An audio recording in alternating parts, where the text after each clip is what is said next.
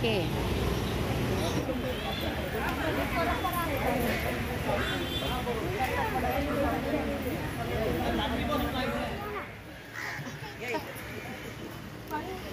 नमस्कार तुम्हा सर्वांना, पुन्हा एकदा तुमचं सर्वांचं पुन्हा एकदा स्वागत आहे माझ्या चॅनलवर कोकणची माहेर वाशिम.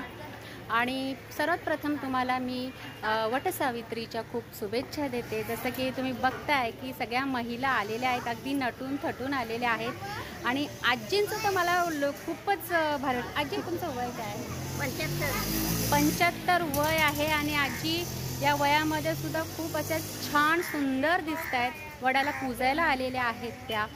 आणि मी तुम्हाला आता हा छोटासा व्हिडिओ असा सगळं दाखवणार. आत्ता सध्या मी आमच्याच कळवा विभागातील गावदेवी मैदानात आलेली आहे.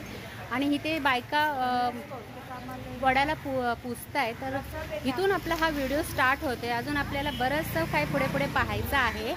तर लास्टपर्यंत राहा, स्किप करू नका. चला तर आता आपण पुढे बघूया. मी आता खंडोबाच्या मंदिरात आलेली आहे. ठाण्यामध्ये आहे खंडोबाचं मंदिर. तर प्रथम आम्ही तिथे पाया पडतो. चला आज जाऊ.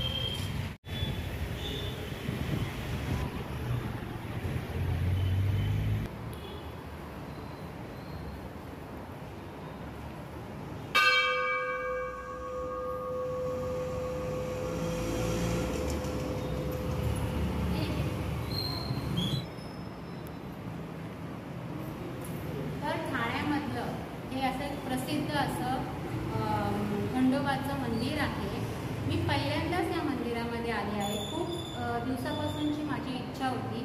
मी नेहमी येता जाता हे मंदिर पाहत होते, पण येण्याचा योग हा मात्र आज वटपौर्णिमेच्या दिवशी आला. तर खूप सुंदर असं मंदिर आहे. अक्षरशः किती सुंदर अशी मूर्ती खंडोबाची इथे तुम्ही बघू शकता. आणि आता मी दर्शन घेऊन आता आपण वडाच्या पूजेला जाणार आहोत. तर जाण्याच्या पूर्वी परत बोलते, एळकोट एळकोट जय मल्हार.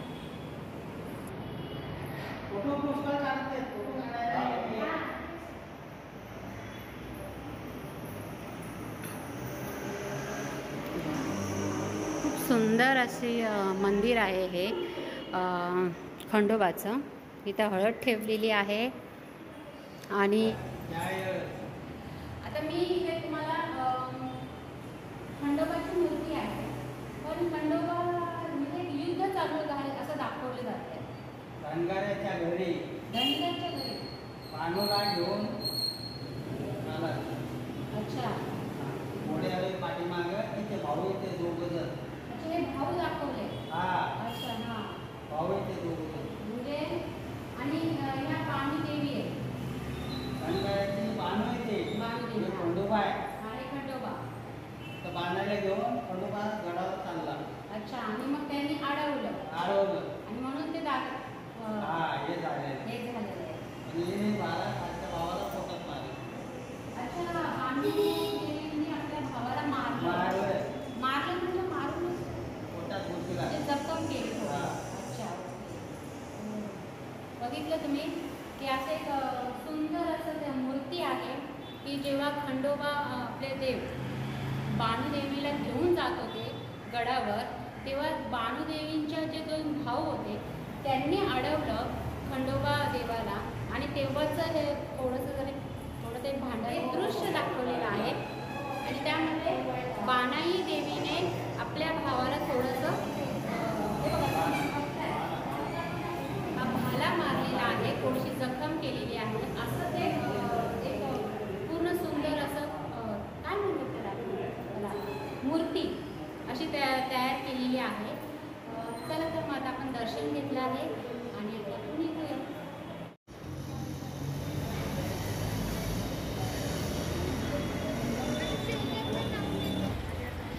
काय म्हणताय? हा, थांबा जरा आले. चल. कसा आहे धागा? 20 रुपयाला एक आहे. मला 10 वाला द्या. तो द्या. तो हा द्या. गजरा कसा आहे? 100ला 5. गायचं दर्शन घेऊ, घेतलं दर्शन. तर मी आत्ताच इथे आली आहे कोपिनेश्वर मंदिराच्या इथे आणि आता आपण आज जाऊया. पहिलं तर महादेवाचं दर्शन घेऊया आणि नंतर मग वडाच्या पूजेला जाऊ.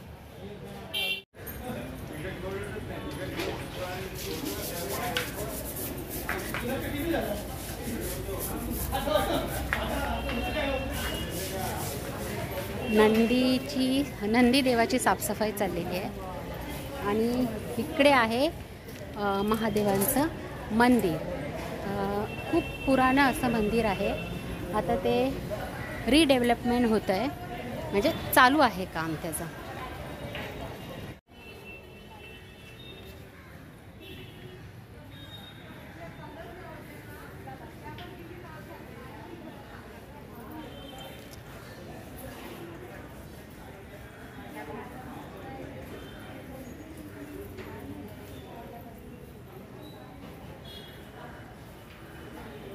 हे बघा, हे आहे ठाण्यातलं सर्वात प्रसिद्ध असं कोपिनेश्वर मंदिर, जे आता सध्या बंद आहे कारण त्याची काय रिडेव्हलपमेंट चालली आहे.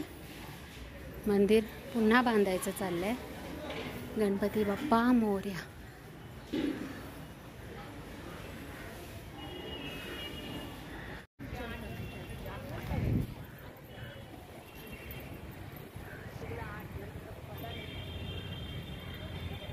कुठून आलात तुम्ही? ठाण्यामध्येच राहता. हां, भरपूर गर्दी झाली आहे.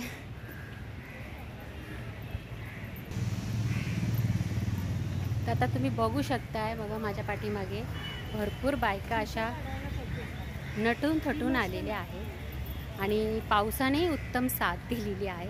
कारण पाऊस नाही आहे, त्याच्यामुळे बायकांचा पण तेवढाच उत्साह आहे. पाऊस असता तर कसं बाहेर पडताना मुश्किल येते. हे बघा,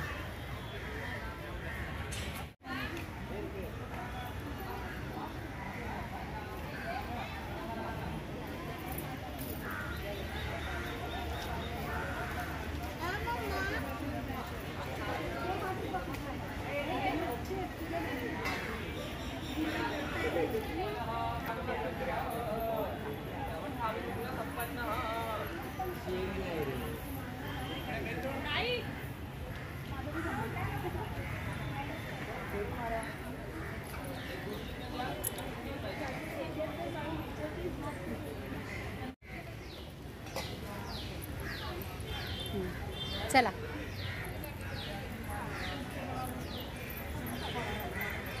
बायका अजून येतच आहेत आणि आमची तर झाली, आम्ही निघालो. आता हे बघा, हे आहे कोपिनेश्वर मंदिर. ठाण्यातलं खूप प्रसिद्ध असं आणि खूप जुनं प्राचीन असं हे मंदिर आहे आणि इथेच हे वडाचं. तर असा होता हा वटपौर्णिमेचा हा व्हिडिओ. तुम्हाला कसा वाटला? आणि ठाण्यातील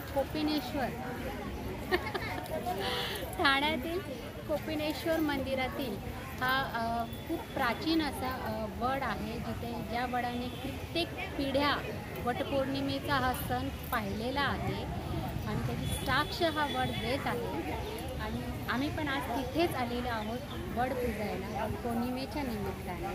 तर हा सगळा व्हिडिओ तुम्हाला कसा वाटला? आवडला नक्की शेअर करा आणि पुन्हा एकदा जाता जाता वटपौर्णिमेच्या तुम्हाला हार्दिक शुभेच्छा.